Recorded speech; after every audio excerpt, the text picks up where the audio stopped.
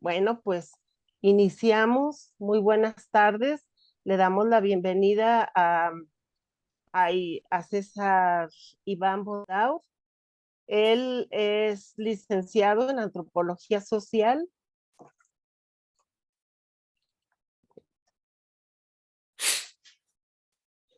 Es magíster en Semiótica Discursiva, doctor en Antropología Social, profesor en Educación y especialista en Didáctica y Currículum por la Universidad Nacional de Rosario, postdoctorado.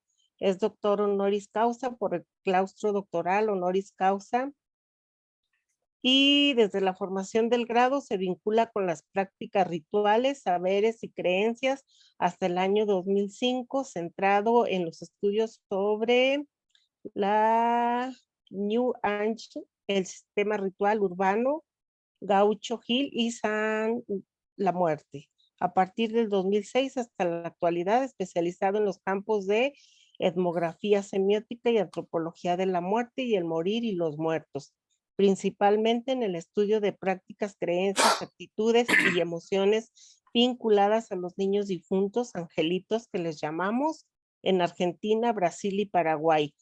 Como temas vinculados, me encuentro trabajando en línea emergente en torno a los amuletos en hueso humano y la Santa Muerte, supongo, hechicería, magia, brujería y demonología. Asimismo, lengua guaraní, jaculatorias en lengua guaraní y relaciones entre uso de la lengua guaraní y denominación de la muerte, el morir, los muertos y los fantasmas. Conferencia, el cuerpo del niño difunto, el angelito en el ritual del velorio.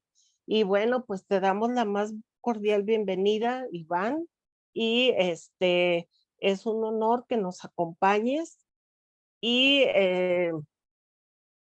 pues nada, estamos aquí todos para aprender de tus conocimientos, de tu trayectoria y de lo que nos vas a compartir en este tema tan interesante el día de hoy. Buenas tardes, buenas noches para ti, compañeros, bienvenidos. Y pues nos quedamos escuchando a nuestro ponente del día de hoy, César Iván Bondaur. Bueno, Muchas muchas gracias, César. gracias. Sí, perfecto. Muchas gracias por esta invitación, por la posibilidad de compartir con ustedes un poco de lo que vengo haciendo en el campo de la muerte, del morir y los muertos, que es, si se quiere, un interés que vengo recorriendo hace más de 20 años, no solamente desde la antropología social y cultural, sino también desde la semiótica y el análisis del discurso y los usos, si se quiere, del lenguaje, los usos del habla, principalmente en el nordeste argentino y en lo que sería la República del Paraguay y sur de Río Grande do Sul de la República Federativa del Brasil. Las experiencias que le voy a compartir hoy tienen que ver con experiencias que devienen principalmente del abordaje en torno a lo que denominé la tanatología popular, vinculada justamente al tratamiento del cuerpo de los niños difuntos en el ritual del velorio en la frontera argentino-paraguaya. Es decir, también en un contexto de mestizaciones importantísimas entre el guaraní y el español, y asimismo en lo que refiere a las prácticas rituales que acontecen en la zona. Claramente sabemos de qué estamos hablando desde la dimensión de la tanatología popular, de qué hablamos cuando hablamos de angelito. En este caso puntual, tenemos que tener en cuenta lo siguiente, que hay muchísima literatura que trabaja la problemática del angelito, pero ni una de esa literatura se detiene en sentido estricto en la definición precisa de cuál sería el campo que define explícitamente el rango del angelito, porque siempre leemos acerca de la problemática del angelito y nos encontramos con el niño difunto a corta edad, que por no tener pecados regresa directamente al cielo. Esa es la categoría genérica que aparece en la literatura antropológica, en la literatura folclórica, en todo tipo de apreciaciones y hasta también en la literatura teológica cuando se define la figura del angelito. Ahora bien, ese fue uno de los primeros puntos en los cuales yo me detuve muchísimo tiempo en mi trabajo doctoral, cuando comencé a desglosar minuciosamente qué se entendía específicamente bajo la categoría de angelito, y esto lo quiero mencionar en términos generales.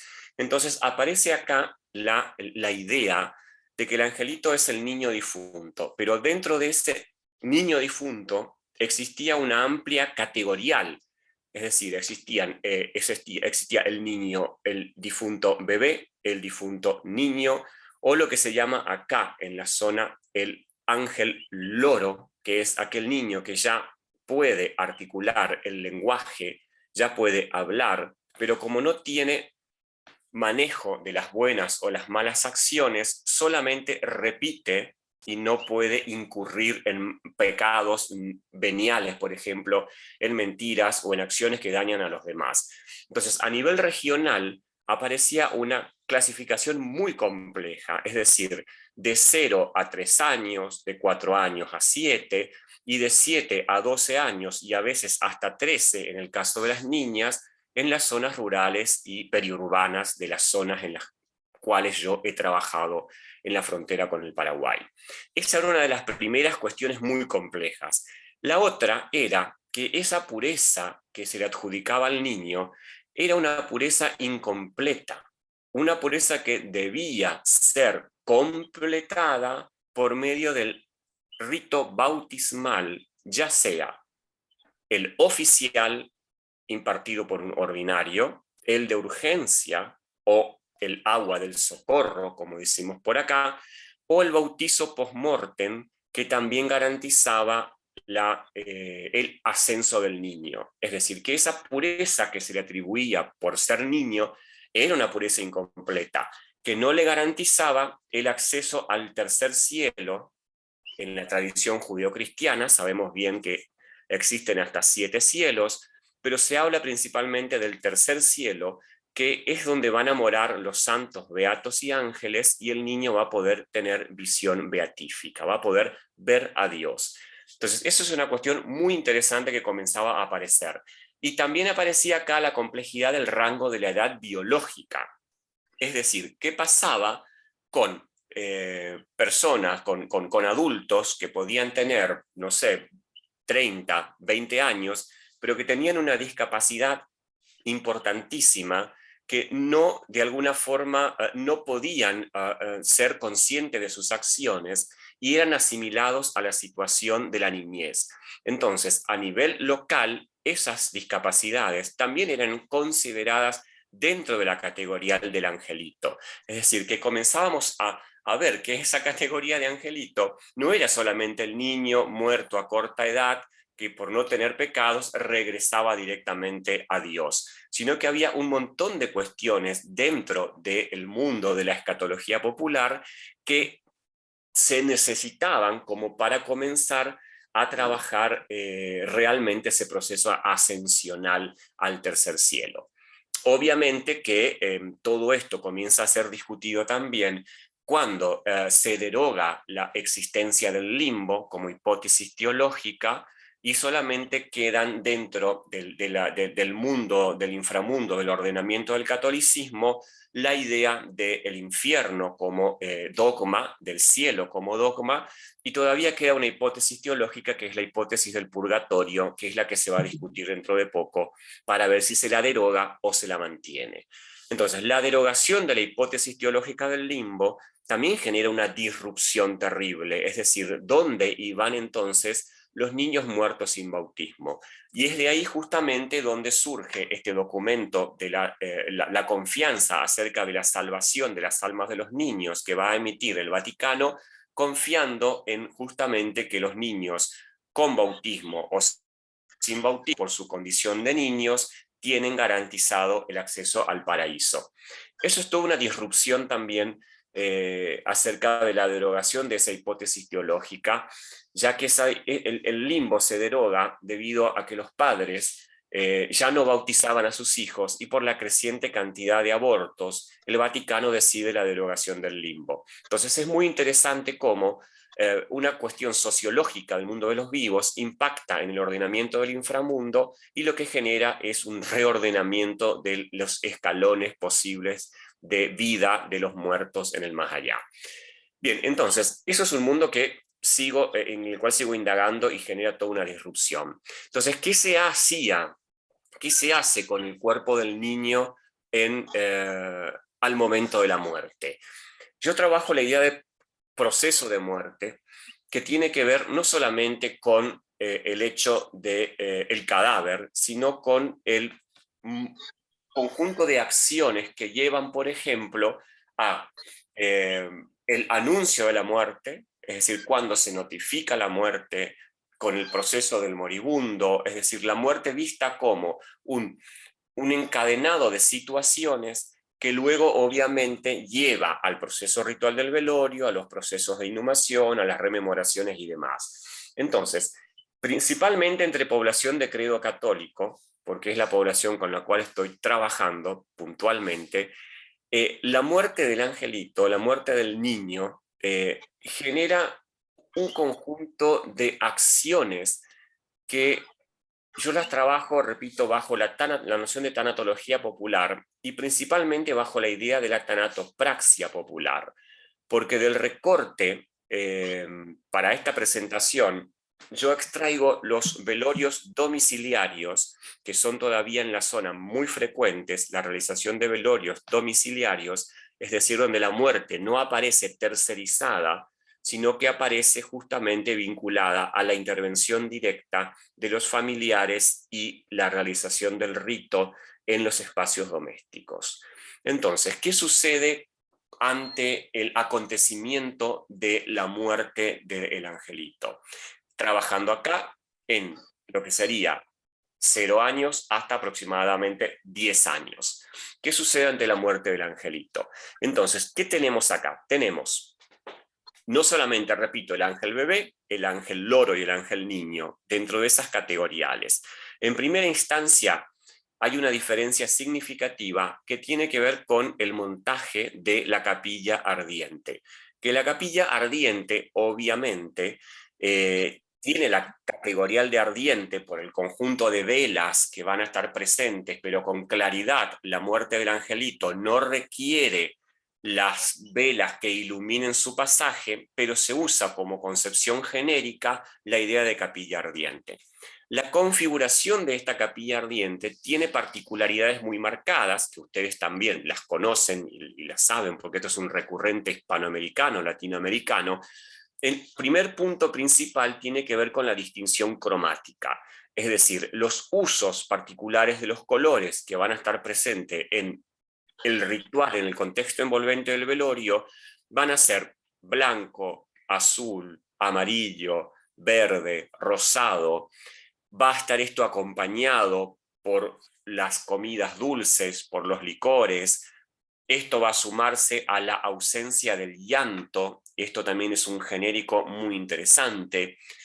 En ese contexto del velorio debe evitarse llorar porque las lágrimas pueden mojar las alas del angelito y al mojarse las alas del angelito, él no va a poder volar y acceder al tercer cielo. Para evitar este problema, la madrina confecciona una escalerita que suele ser de, acá le decimos pindó caraí, que es una suerte de bambú que se teje, ¿sí? Una suerte de mimbre que se teje. Con esa escalerita, en caso de que las alas del niño estén muy pesadas, él puede llegar al cielo peldaño por peldaño, aunque la madre haya llorado en el rito del velorio. Esta idea de no llores porque se le mojarán las alas es también un proceso muy interesante en torno a la domesticación del dolor vinculado a la relación de la ruptura de la norma antropológica antropológica, muerte de los niños antes que la muerte de los padres, que es una cuestión muy interesante. Entonces, ese contexto envolvente donde se va a realizar el velorio, esa capilla ardiente, que va a tener entre una o dos velas, los colores van a ser siempre colores pasteles, colores claros. Si la familia es muy pobre y no puede acceder a la compra del féretro en la casa funeraria, lo va a confeccionar con maderas rústicas que las encuentra en el patio, que las encuentra en el barrio, va a pintar ese cajoncito de color azul, de color blanco, de color rosado, y no les estoy hablando de una imagen cristalizada en el folclore de los viajeros o los registros del siglo XIX. Estamos hablando de situaciones que siguen vigentes, y eso es una de las hipótesis que yo sostengo, de que el velorio del angelito no ha desaparecido, sino que ha pasado por un proceso de resemiotización y de resignificación, y que sigue muy, muy vigente. Y sigue muy vigente en relación a qué. Sigue muy vigente quizás con algunas modificaciones que después yo voy a ir marcando, ¿sí? Que voy a ir marcando en relación, por ejemplo, a la privacidad o a la divulgación del rito, a la duración, por ejemplo, del rito, que son como dos de las modificaciones más significativas, ¿no? Si nosotros nos vamos a los registros folclóricos del siglo XIX, los velorios van a ser como esos velorios vistos en el Torotumbo, es decir, la niña muerta, violada por el diablo, recorría de pueblo en pueblo, de casa en casa, ¿no? de comarca en comarca, hasta que el cuerpo aguantase el proceso de la descomposición. Porque recibir la visita del angelito lo que garantizaba era la bendición del lugar donde ese angelito se depositaba. Esos velorios del angelito registrados en 2, 3, 4 días, y hasta en la parte del norte argentino, el arrendamiento del cuerpo del niño para que la bendición pasase a otra casa o pasase a otro bodegón para que el dueño del bodegón pueda vender su vino, está absolutamente registrado como componente etnográfico. Claramente, esa es una de las primeras modificaciones. Es decir, actualmente el velorio del angelito se sigue realizando. Ya no dura 4 días, 5 días, sino que se hace en un espacio de intimidad y suele durar pocas horas. Pero eso no significa que haya desaparecido, y en esa modificación significativa sigue manteniendo estos componentes semioantropológicos de los colores, de la ausencia del llanto, de la presencia de uno de los personajes más significativos, que es la presencia de la cantora, que es aquella que va a entonar el compuesto que permite el ascenso del niño al tercer cielo. Y es ahí donde aparece este componente de lo celebratorio, ¿sí? De lo celebratorio, ¿no? Como está en los versos registrados de la zona en la cual yo trabajo, registrados en la década del 30, en la década del 40 y vigentes hasta el presente, ¿no? Disculpas, pido un momento, que aquí he venido a cantar en este fallecimiento, que son varios de los versos que van apareciendo a lo largo de los registros folclóricos. Estos cantos son una suerte de domesticación del llanto, y son aquellos componentes que van a permitir el impulso de ese niño al tercer cielo. Bueno, ahora bien, ¿cuál es el centro de este espacio ritual? Y obviamente va a ser el cuerpo del niño. El cuerpo del niño yo lo trabajo con la categoría de Jordas, que es la categoría de embodiment, donde Jordas nos permite ver a la dimensión del embodiment también como un aspecto metodológico, ¿no? Diciendo con claridad que estamos hablando de la personificación, ¿no? Entonces, de alguna forma, el cuerpo va a ser el embodiment del muerto, ¿sí? Y ese cuerpo nunca va a ser, hasta en categorías malinowskianas, un cadáver, ¿no? Es decir, mi muerto siempre va a ser un cuerpo, nunca va a ser un cadáver. Y esa es una cuestión muy interesante, porque Malinowski lo va a plantear acerca del horror a la muerte. Él dice, bueno, no tenemos horror a la muerte, sino lo que tenemos es horror al cadáver y al proceso de descomposición que el cadáver va a sufrir. ¿Recuerdan el castigo bíblico, ¿no? ¿Quién me librará de este cuerpo de muerte? Que tiene que ver justamente con el castigo más importante que se le adjudicaba al criminal, atarlo a un cadáver que pagase su pena mientras el cadáver se descomponía. Entonces, esta es una cuestión muy interesante a tener en cuenta en este sentido. Entonces, el embodiment, el centro ritual, va a ser el cuerpo del niño. Y ese cuerpo va a sufrir un tratamiento especial. Y ese tratamiento especial va a estar encabezado por las tías, por la madrina principalmente, ya que la madre no debería tocar el cuerpo del niño y no lo debe hacer tampoco, al menos en la población bajo estudio, alguien de género masculino. Va a ser una actividad limitada a las mujeres, principalmente las hermanas de la madre y las madrinas de bautismo. ¿Hay preguntas? No sé si quieren que responda a las preguntas. Hay una pregunta que Sí, dice, ¿por qué le dicen angelito? ¿Es una sí. dicotomía? Pues Mm. los ángeles son seres de luz, mensajeros de Dios, y los humanos somos criaturas de Dios. Si no está bautizado y si lo está, es un hijo de Dios y ambos con aliento divino que no tienen los ángeles.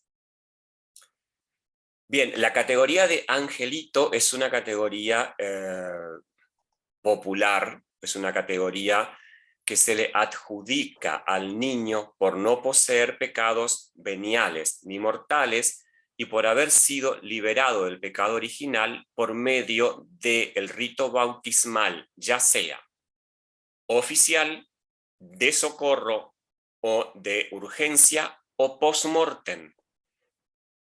Yo habré entrevistado a 40 madrinas de angelitos post-mortem, es decir, del bautismo que se le hace al niño luego de haber fallecido.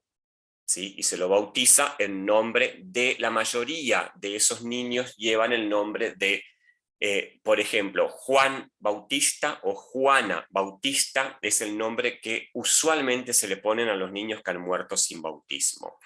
Estamos hablando acá del campo de la piedad popular, del campo de la religiosidad. Principalmente esto es población de credo católico. ¿Sí? La categoría de angelito es una categoría de larga data, o sea, deviene también de la raíz querub, que significa querubín, es decir, los angelitos, y que es de tradición árabe en España y que luego llega a América de la mano del proceso de expansión, si se quiere, de no solamente de la lengua castellana, sino del proceso de conquista. ¿Sí? Entonces, esta idea de querub, es decir, porque el ángel, el niño muerto que regresa al tercer cielo, es un tipo particular de ángel y pertenecería en el rango de los coros a el escalafón de los querubines. ¿Sí? Porque si nosotros miramos, como dice la colega, el ordenamiento de los ángeles, tenemos un escalafón significativo de imágenes, si se quiere, vinculadas a lo celestial. Pero fíjense que lo interesante es lo siguiente, que el niño difunto regresa al tercer cielo, que el tercer cielo le está reservado solamente a santos, beatos y ángeles. Ni uno de nosotros, de los que estamos en esta reunión, vamos a poder llegar al tercer cielo. ¿Sí? Quizás si no se deroga el purgatorio, pasaremos por el purgatorio, estaremos un tiempo ahí y de alguna forma después veremos cuál es el destino dentro de la escatología católica, ¿no? Pero es una categoría popular, es decir, ¿qué es lo importante acá? ¿Cómo se le hace, cómo se le discute a una madre que su niño no es puro y que su niño no va a ir al encuentro con Dios? No existe posibilidad alguna. Aunque existiese el limbo y aunque el limbo está en este momento derogado, la madre que pierde su niño, que pierde su hijo, está convencidísima que su hijo va a regresar al tercer cielo, que va a estar junto a Dios, porque es un alma sin pecados. No hay, y hasta cuando existía el limbo, como el lugar donde ir los niños a esperar, ¿no? O el invento de Dante. Aunque el limbo existiese, las madres que perdían sus niños no ubicaban a sus hijos en el limbo, lo ubicaban en el tercer cielo. Entonces, esa es una cuestión interesante, una dicotomía muy interesante entre la escatología oficial del catolicismo, de la Iglesia Católica Apostólica Romana, y cómo se traduce en términos de la piedad popular, cómo vive el pueblo ese ordenamiento, si se quiere, de la relación entre los vivos y los muertos. Ahora, fíjense que esto se complejiza aún más, porque ese niño, antes de ser exhibido en el ritual del velorio, pasa por todo un proceso de tanatopraxia popular. ¿Sí? No estoy hablando de la tanatopraxia de las casas funerarias. Ese niño es bañado, ¿sí? Es bañado, es la primera instancia de preparación del cuerpo, como sabemos muchos que eso sucede, y comienzan a ubicarse al niño en una categorial que yo la clasifiqué bajo la idea de el cuerpo orante, el cuerpo viviente, el cuerpo orante, el cuerpo florido y el cuerpo alado. Son 4 categoriales que aparecen extremadamente marcadas dentro del velorio del niño. Yo trabajo con población de credo católico. Vuelvo a aclarar esto por las preguntas que estoy viendo. Mi población es de credo católico y estoy hablando de la frontera argentino-paraguaya. ¿Sí? Bien, entonces, ¿qué tenemos acá? El cuerpo viviente, ¿por qué? Porque esto ya aparece en la fotografía mortuoria, que ustedes en México la tienen muy desarrollada, y que en la zona de estudio siguió muy vigente hasta más o menos la década del 70 del siglo XX. Es muchísimo el avance sobre el siglo XX que tuvo aquí la fotografía mortuoria. El niño es velado con los ojos abiertos, ¿sí? Y esto tiene que ver con el ordenamiento escatológico que lo vincula a la visión beatífica. El niño es el único que va a poder, en su estancia en el tercer cielo, poder ver a Dios. ¿Y por qué digo visión beatífica? Porque cualquiera o cualquier otra persona que tuviera visión beatífica no soportaría el hecho de ver a Dios. O sea, se disolvería, ¿no? Desaparecería. Eso es lo que se comenta en torno a la visión beatífica. Entonces, el niño tiene esa facultad. Por eso, su cuerpo es, en el ritual del velorio, como si fuera un cuerpo viviente. Y esa idea de cuerpo viviente se vincula al hecho de que el niño en su momento también fue velado sentado, muchas veces sujeto de un columpio, y en algunos de los casos también sujeto a árboles, ¿sí? Atado a los árboles, como si estuviera en un proceso ascensional. ¿Sí? Entonces, vinculado, velado en una sillita sobre un altar, sentado en un columpio o recostado como en estado durmiente pero con los ojos abiertos fuera del cajón, fuera del féretro, lo ubica en esta categoría del cuerpo viviente. Es decir, es un embodiment, repito, esto es una categoría teórica, es un embodiment de lo que representaba el niño en vida. Al mismo tiempo, el mantenimiento del rostro, ¿sí? que lo lleva justamente al hecho de estar lo más parecido a lo que fue en vida. Esta idea del cuerpo viviente se vincula con claridad con la otra categoría que elaboro, que es la del cuerpo orante, ya que el niño es velado en este contexto con las manos entrecruzadas como si estuviera en proceso de oración. Esta idea del cuerpo orante tiene que ver con la particularidad de que entre los dedos del angelito se colocan pequeñas esquelitas con mensajes que se presupone el niño le va a entregar a Dios cuando lo encuentre, luego del proceso ritual del velorio. Esta idea de los mensajes entre los dedos del niño es como la transformación de otra práctica muy vinculada y que ya no está vigente, que tenía que ver con las cintas que colgaban del féretro del niño y donde las personas se acercaban y aparecían como pequeños moñitos en esas cintas y cada moño representaba un mensaje que se le quería dar a Dios. El cuerpo orante también se vincula con la vestimenta que el niño va a tener en el ritual del velorio, ya sea la túnica o el túnico, si se trata de angelitos masculinos o angelitos femeninos, y el cordón a modo de el cordón franciscano de los santos, que en el adulto es el cíngulo, por ejemplo. En este caso el niño va a ser velado con ese cordón alrededor de la cintura, y ese cordón es muy importante, porque cuando la madrina está en el purgatorio, va a mirar hacia arriba y va a buscar el cordón que va a pender de la cintura de su ahijado para poder escalar del purgatorio al cielo. Entonces el niño debe viajar al inframundo con ese cordón. No puede ser velado sin ese cordón, porque es el cordón que le pone la madrina para cuando ella acceda al mundo de los muertos, poder subir del purgatorio al cielo. Esto es extremadamente interesante y va a marcar una diferencia significativa con el velorio de los adultos, ¿sí?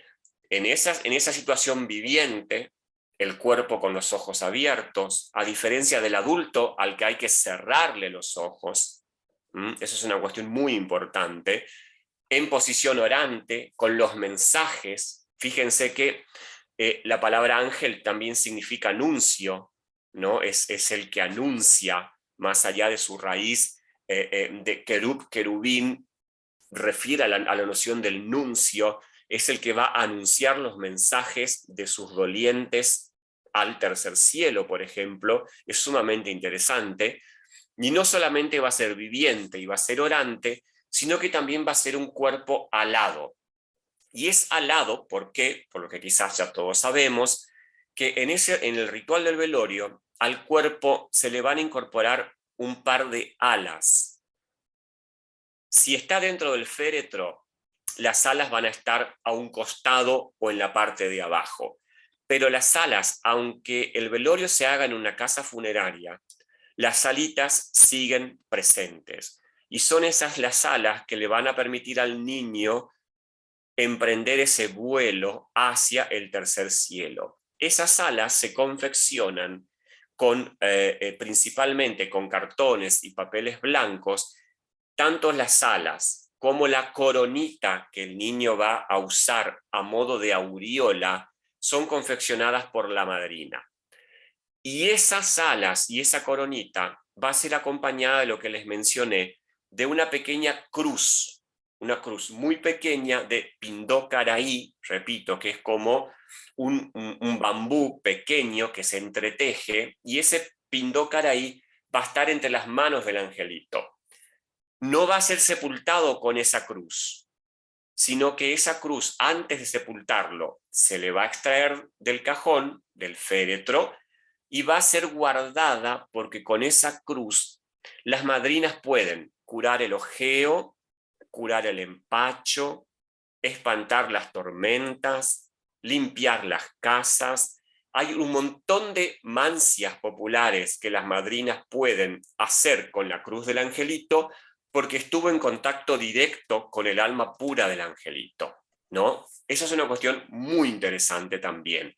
Entonces, ese cuerpo es alado porque esas alitas van a estar acompañando el velorio. Y fíjense que tenemos todo un proceso de complejización de esa tanatopraxia, el lavado del cuerpo, la confección de la túnica y el túnico, o el túnico según el género, la coronita, el proceso de acomodamiento de las manos, la colocación del cinto a modo de cíngulo, si se quiere, aunque el cíngulo es de los adultos, ¿no? La confección de las alitas, la escalerita que le va a permitir escalar al niño en caso de que el niño, por ejemplo, tenga las alas muy mojadas y no pueda volar. Y al mismo tiempo ese cuerpo va a ser un cuerpo florado, florido, perfumado, porque va a abundar significativamente la cantidad de flores, ya sean confeccionadas en papel específicamente para esa ocasión, o silvestres, que es lo que va a acompañar justamente ese manto que va a cubrir el cuerpo del angelito. Todo esto va a tener una escala cromática homogenizada en el rosa, en el amarillo, en el blanco, en el celeste, que van a ser justamente lo que van a ir acondicionando el espacio para el proceso que denomino angelización, que es aquel justamente a que el niño va a estar destinado de ahora en más. Y esa muerte del angelito, obviamente que en la zona se presupone que no debe ocasionar dolor, sino que debe ocasionar alegría, porque se está devolviendo un alma pura al mundo de los cielos, y a partir de ese momento la madre, el padre, los parientes van a tener un abogado, un mediador entre el mundo de los vivos y el mundo de los muertos, entre Dios y el mundo de los vivos, que justamente va a ser el que le va a transmitir todas las dolencias, los altercados, los pedidos. Por eso va a ser categorizado como abogado. El angelito va a ser el abogado de los familiares que permanecen vivos, ¿no? Entonces, este tratamiento de la tanatopraxia sobre el cuerpo del niño está encabezado por las mujeres, y van a tener también una categoría que las va a unificar, que es la categoría de vestidoras, que también seguramente ustedes están conociendo. Las vestidoras pueden ser vestidoras de adultos o vestidoras de angelitos. Difícilmente aquellas que vistan a los adultos pueden vestir a los angelitos, porque hay ahí una condición de pureza e impureza que entra en juego de forma muy compleja, ¿no? Entonces, fíjense esta cuestión de... ahí preguntan si el ritual de angelización es específico de alguna religión. Repito que estoy hablando con población de credo católico. El trabajo de campo es en zonas periurbanas, rurales y periurbanas, repito otra vez, de la zona fronteriza entre Argentina y Paraguay, ¿sí? La zona que corresponde a las provincias de Misiones, Corrientes, Formosa y la relación con el Paraguay, ¿sí? Por eso, por ejemplo, aparecen acá la palabra Pindocaraí, ¿sí? Que es una palabra guaraní, ¿sí? Van apareciendo, por ejemplo, otras como Angelito Purajey, que tiene que ver con el canto del angelito, ¿no? Purajey es cantar, canto, el cantor del angelito. Aparecen, por ejemplo, cuestiones específicas vinculadas al uso de la lengua guaraní, guaraní no de etnia de comunidad, sino el guaraní criollo, si se quiere, más vinculado al guaraní paraguayo, ¿sí? Que esto también es interesante de analizar, ¿no? Entonces, todo este proceso de preparación del cuerpo, este proceso de ambientación, si se quiere, del embodiment para ser presentado, porque todo esto sucede antes de ser presentado en el ritual del velorio, ¿sí? El niño ya es presentado con esta personificación, es la personificación angélica, es decir, la personificación que lo asocia a la figura, al estado que él va a asumir de ahora en más. Esta es una cuestión muy interesante y que aparece muy marcada y que de alguna forma vincula a la semiótica de lo femenino estrechamente al proceso, si se quiere, de tanatopraxia, ¿no? Bien, entonces, presentado el niño y la evitación del llanto, que es una cuestión muy interesante, principalmente de la parte de la madre, es suplida por la presencia de las cantoras, que van a ser aquellas que van a entonar los compuestos que permiten el proceso ascensional del alma del niño. Estos compuestos son cantados a capela, sin instrumentos musicales, y son de la mano de las rezadoras, que no solamente hacen los rezos específicos para para las fiestas de los santos, sino que también están como profesionalizadas en los velos de los niños y pueden realizar estos cantos que permiten la domesticación del llanto para que la madre no llore en público porque puede mojar las alas del angelito. El proceso de inhumación también es extremadamente complejo. Hay un montón de prácticas específicas vinculadas al proceso de la inhumación, la participación de los niños, los que van a encabezar los cortejos fúnebres van a ser los niños, se van a cocer, se van a confeccionar comidas específicas para el proceso de inhumación.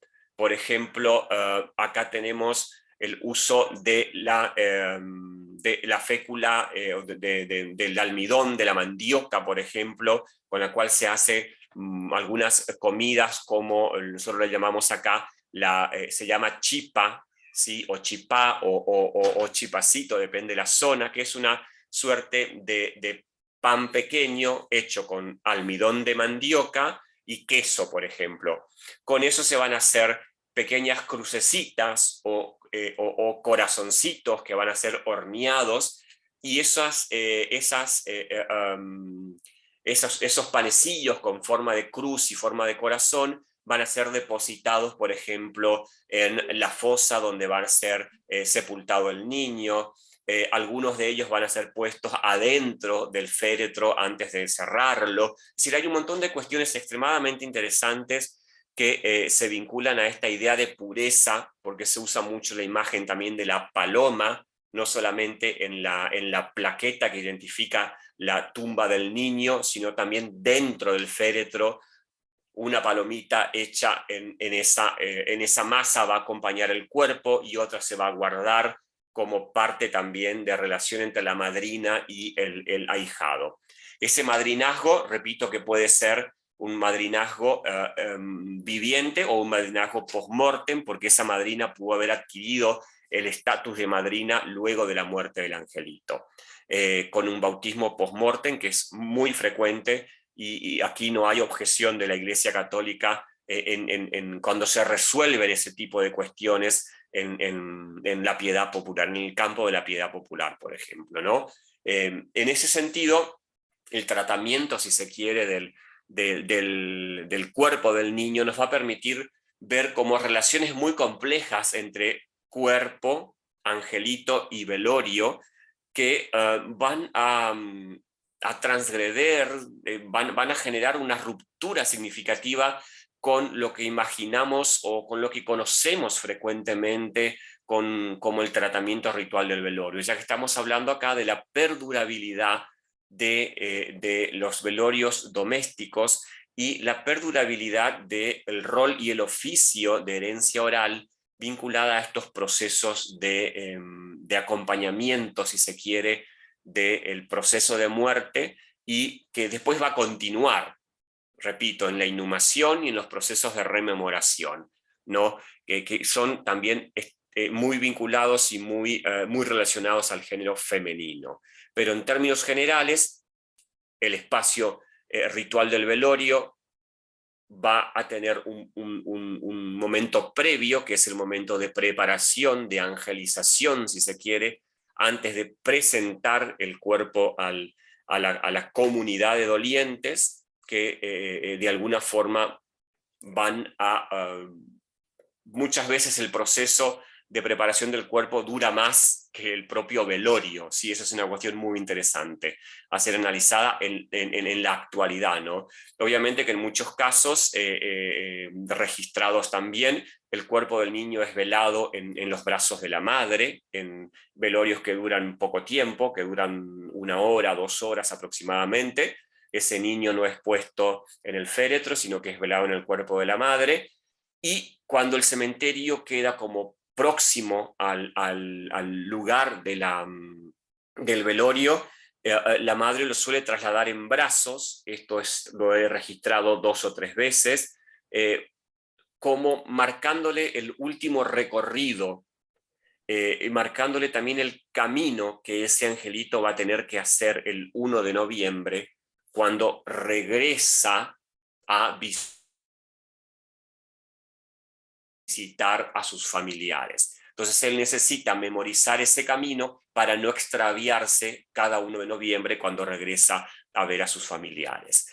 Que esto podría hablar infinitamente acerca de esta problemática, pero lo planteo, lo dejo acá en esta instancia de relatoría general, y que con las preguntas podemos ir ahondando mucho más, ¿sí?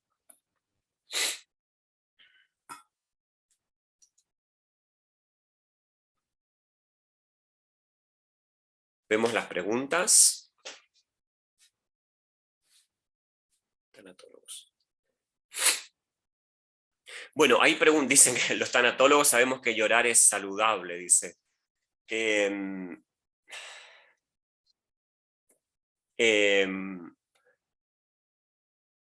También podría hablar muchas horas acerca de eso. El llanto es una de las tantas múltiples formas de expresar las emociones humanas. El llanto es saludable para la cultura occidental. Entonces hay que tener en cuenta eso como punto de partida, ¿sí? El llanto es una forma de expresión, ni siquiera del dolor, sino que también de la alegría. ¿Sí? En el campo de lo occidental, si algo así es posible, porque a esta altura yo ya no sé si lo occidental es posible, se llora de alegría, se llora de tristeza, ¿sí? Pero es una de las formas, de las múltiples miles de formas de expresar las emociones humanas. En otros campos es el canto, ¿no? Y lo dice Clifford Geertz, ¿no? Cuando él trabaja la fuerza reconfortante del canto, ¿no? En otras dimensiones es el silencio, como símbolo, que el silencio no es la ausencia del sonido, es el ícono que representa también la presencia de lo humano. Entonces, pensar en que el llanto es saludable, es saludable para una corriente teórica, para un campo hasta de patologización del duelo o de la muerte, pero no es una visión transcultural o interexistencial acerca de la muerte. Porque la muerte tiene miles, y aquí es lo importante de lo siguiente: muerte, morir y muerto. Yo no me detuve en las manifestaciones del muerto y la muerte en la categoría del fantasma, que lo estoy trabajando en este momento. La muerte es la cesación definitiva de la vida, de cualquier forma viviente, pero cómo se traduce, cómo se interpreta, cómo se siente, cómo se construye, se consolida lo que en realidad Thomas llama el morir. Y el morir es lo que nos va a hacer justamente en la universalidad de la muerte absolutamente relativos, porque no es lo mismo morir de muerte trágica, morir a los 2 años, como dicen acá las viejas del lugar, digo yo con mucho cariño, morir de muerte, que es cuando se muere de viejo, ¿sí? No es lo mismo morir joven, morir medicalizado en el hospital o morir en la casa. Ahí se sustancia el componente diferencial en torno a cómo se traduce y se interpreta. Entonces, el llorar es sanador para determinada cultura, ¿sí? Arapesh, samoanos y mundugumur, en todos los trabajos de cultura y personalidad de Margaret Mead, nos demuestra que en realidad eso no es así, ¿no? Que se paren los hijos, que se da a luz a los hijos riendo, ¿sí? Que en realidad no estamos pasando acá por la manifestación unívoca del dolor, ¿sí? De Snooders, de Evans Pritchard, cuando en realidad las cicatrices son contaminadas con las cenizas de las heces de los animales para que cicatricen con mucha forma, ¿no? Como salientes del cuerpo.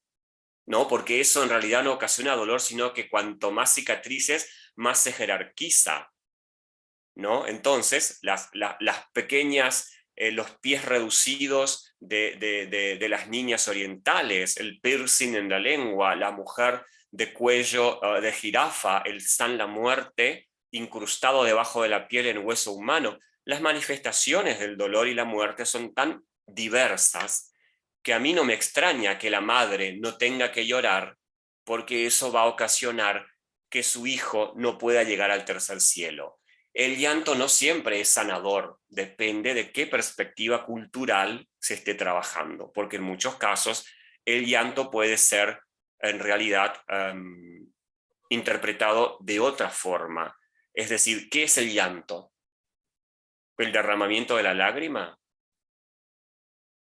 ¿O qué forma adquiere el llanto en la cultura fronteriza argentino-paraguaya? ¿No? ¿Ustedes me podrían decir que las lloronas, las plañideras, lloraban? ¿O hacían como que lloraban? Entonces, esa es una cuestión muy interesante a tener en cuenta. Yo no coincido en que el llanto sea universalmente sanador y que el llanto sea universalmente asociado a la muerte, porque no es así. Porque somos tan diversos que eso sería imposible de sostener. Fue una pretensión en su momento de universalismo, pero actualmente es imposible. ¿Qué otras preguntas hay?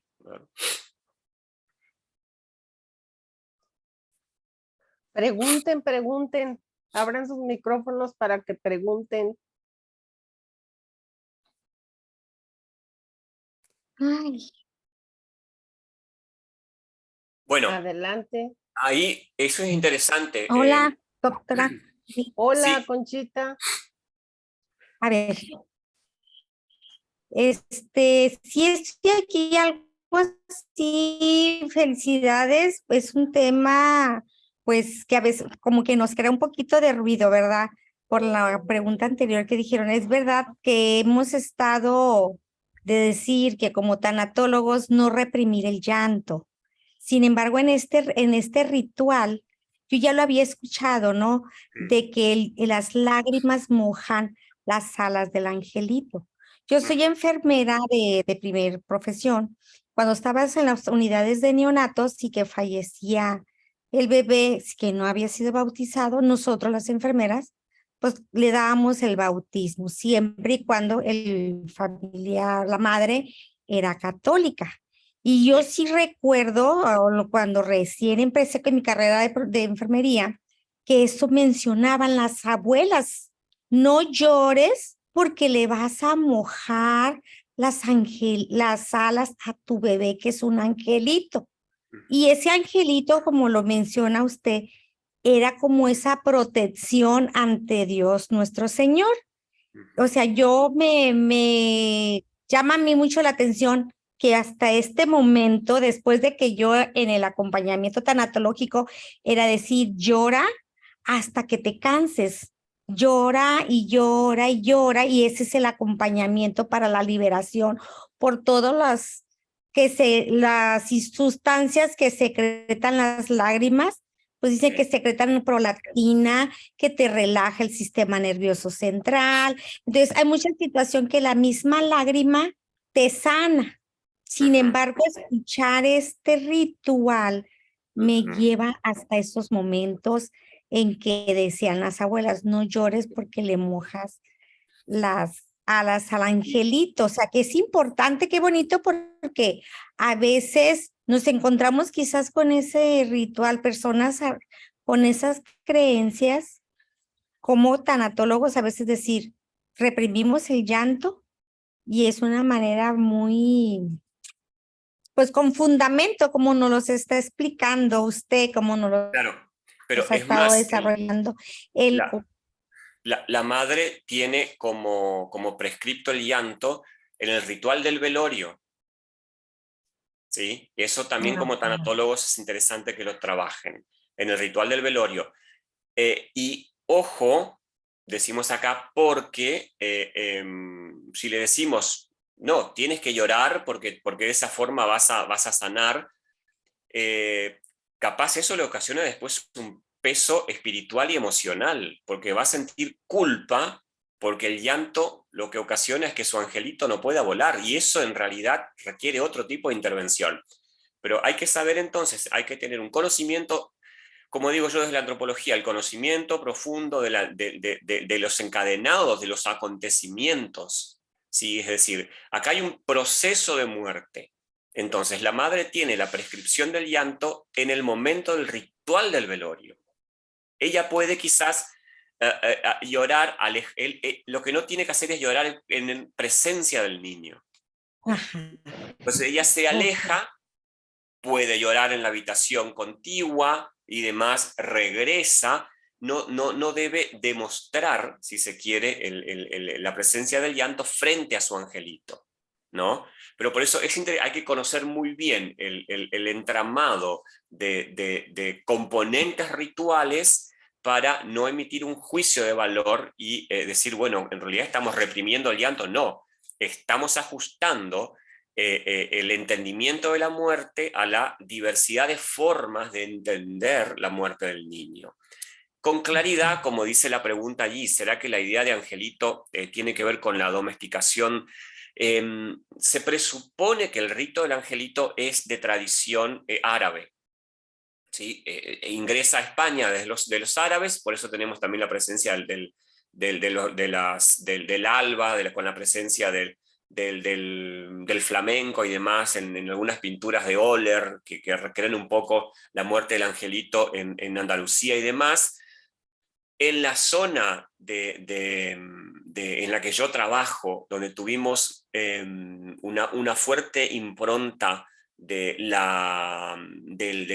imperio jesuítico hasta postrimerías del siglo XVII, se presupone que el ritual del velorio del angelito comienza a ser instrumentado ante la significativa cantidad de muertes de niños indígenas ante, por ejemplo, las epidemias, los malos partos y demás. Entonces, el hecho de presuponer que el niño regresa al tercer cielo y que ese niño puede ser reemplazado por el nacimiento de otro niño, comienza como a instrumentarse, digo yo, hasta desde una terapéutica para el trabajo muy complejo que significa la muerte de un hijo, ¿no?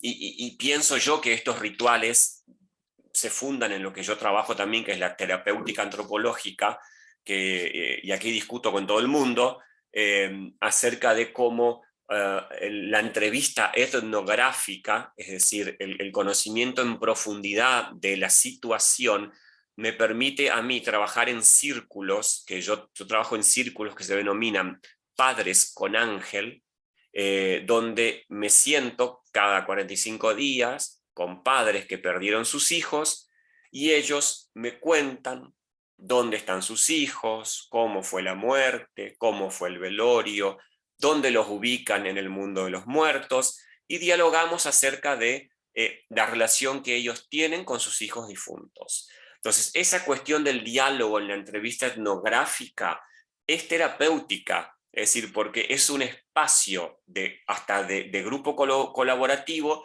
donde ellos encuentran similitudes con otras personas acerca de la relación con sus muertos. Es decir, aquí la antropología también cumple este rol muy significativo en relación a cómo se trabaja la temática de la muerte, ¿no?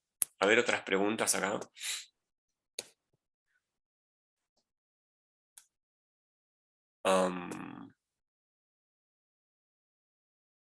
¿Qué ritual se hace después del entierro?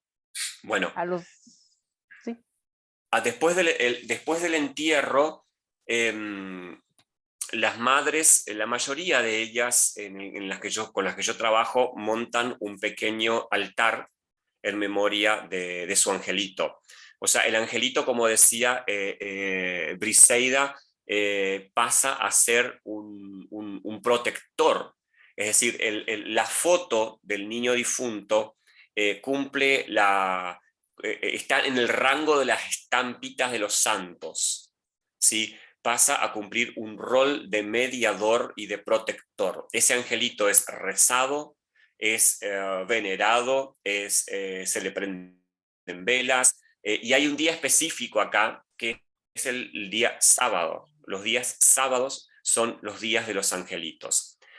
Cuando en zonas más rurales el niño es pequeño, no supera los 2 años, suele ser sepultado en los patios de las casas, cuando estamos hablando de zonas alejadas de las zonas más pobladas. Pero no es solamente por decir, bueno, sepulto para no llevarlo al cementerio. Esto es de la Baja Edad Media. El niño debe sentirse protegido y cerca de la madre. Por eso tiene que estar sepultado lo más próximo posible. Y si es posible, lejos del alma de los adultos, que lo pueden perturbar debido a que él es un alma pura.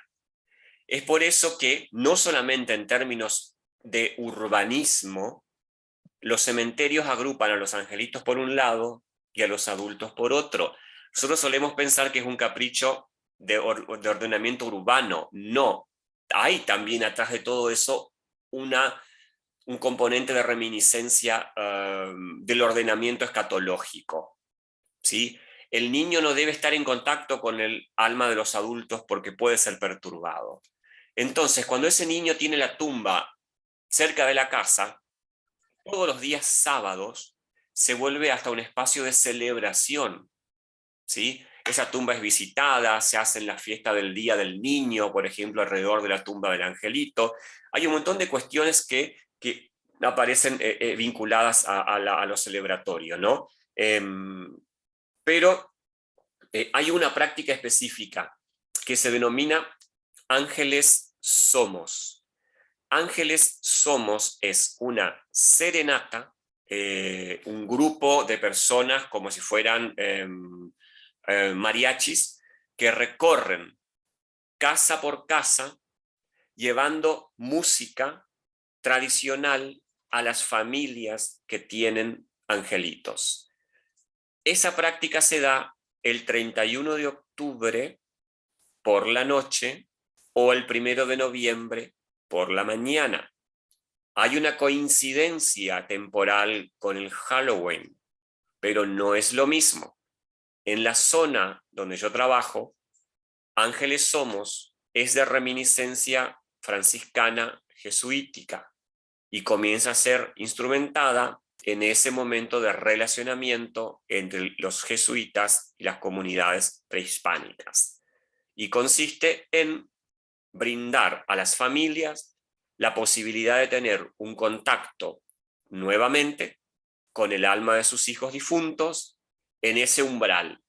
Entonces, eso se hace año tras año, recordando justamente a los angelitos difuntos. Pueden pasar 30 años y se le sigue llevando serenata a esa familia, recordando justamente y fíjense lo siguiente, si yo patologizo eso, yo diría que el duelo está inconcluso, que el duelo no pudo ser cerrado, pero no. O sea, esa madre espera, y no espera con tristeza, espera con muchas ansias ser visitada cada 31 de octubre por el grupo de músicos que le recuerdan a su angelito, para lo cual ella prepara comidas tradicionales, bebidas, un altar con santos, los músicos ingresan, comen, beben, bailan, ¿sí? Una danza tradicional que acá es el chamamé, por ejemplo, comparte con la familia, ella los despide al alma de su hijo, y estos siguen de casa en casa hasta que luego de un año regresan a esa misma casa. Y son cuestiones muy interesantes que también deben ser trabajadas como espacios de reflexión y de domesticación del dolor y de la muerte, ¿no? A ver, ¿qué más dice por acá? Nos preguntan que cuando muere un angelito se lleva a cabo el novenario. No, el novenario es exclusivo de la muerte adulta.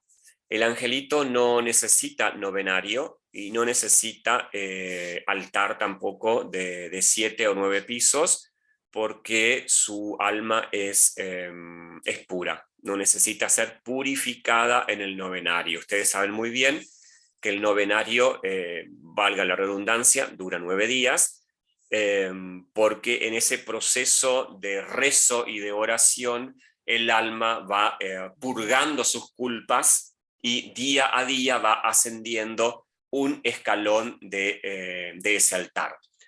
Obviamente que ese altar de 9 pisos representa esos escalones que el alma tiene que subir, pero también representa regionalmente en esta zona los 9 meses que el niño estuvo en el vientre materno. Fíjense acá la asociación de la muerte con el nuevo nacimiento. Luego de haberse concluido esos 9 días de oración, se concluyen esos 9 meses metafóricos de la gestación materna y el alma vuelve a nacer en el mundo de los muertos. Pero el niño no requiere del novenario, porque, y es más, no requiere de rezos, a lo sumo de la presencia de las cantoras, tampoco requiere de responso, salvo cuando se aplica el ritual exequial del catolicismo, donde aparecen algunas oraciones específicas vinculadas a la muerte de los niños, pero no requiere de novenario.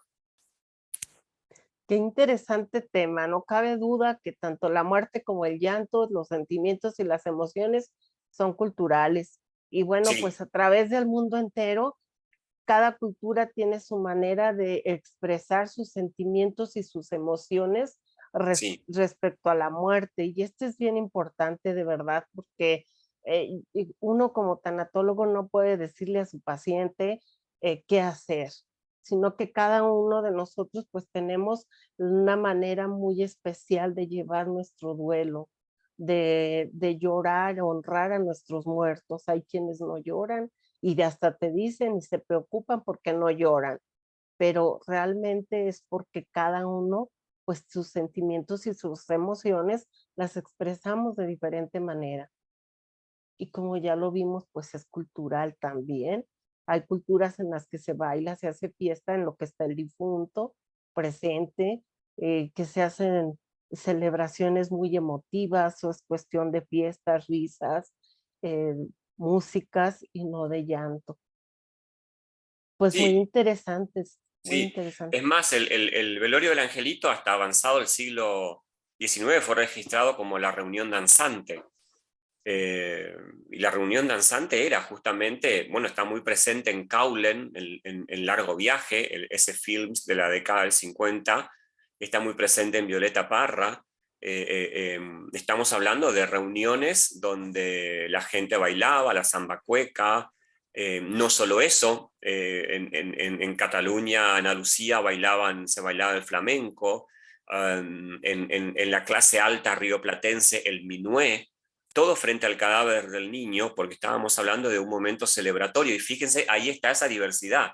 La samba cueca en Chile, aquí el chamamé, el flamenco en España, el minué en la zona rioplatense, diferentes maneras de canalizar el campo de las emociones y que sí aparecían como un lugar celebratorio porque era el devolver el alma del niño al cielo. ¿Sí? Y esto es lo interesante, no era solamente, como decimos, de las clases bajas, porque aparecen registros donde el sector de esclavos cebaba los mates de leche en mates de plata a las damas de la casa y se bailaba el minué frente al cuerpo del niño que era velado en el salón de la gran casona. No era una práctica que se centraba solamente en los sectores populares. Y no lo es actualmente tampoco. Ese es un estigma que el velorio del angelito ha cargado por mucho tiempo.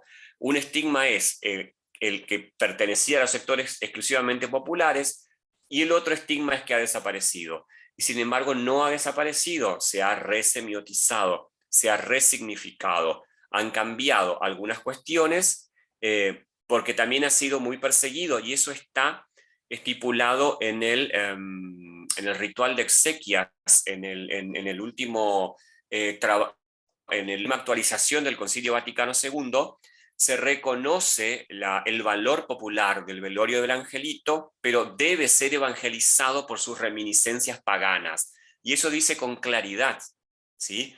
Y está estipulado con claridad que el velorio del angelito debe ser evangelizado, no solo por sus reminiscencias paganas, sino porque históricamente terminaba en jolgorios, en borracheras, en conflictos y un montón de cuestiones.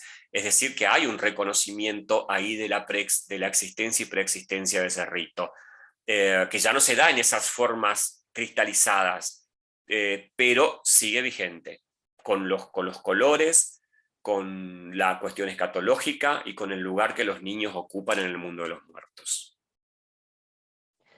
Pues muy interesante, y no cabe duda que este tema da para mucho más, para mucho, mucho más. Pues si ya no hay más preguntas, te agradezco mucho tu presentación, felicidades, muy buena, un excelente tema, y espero que no sea la última vez que nos compartas tus conocimientos.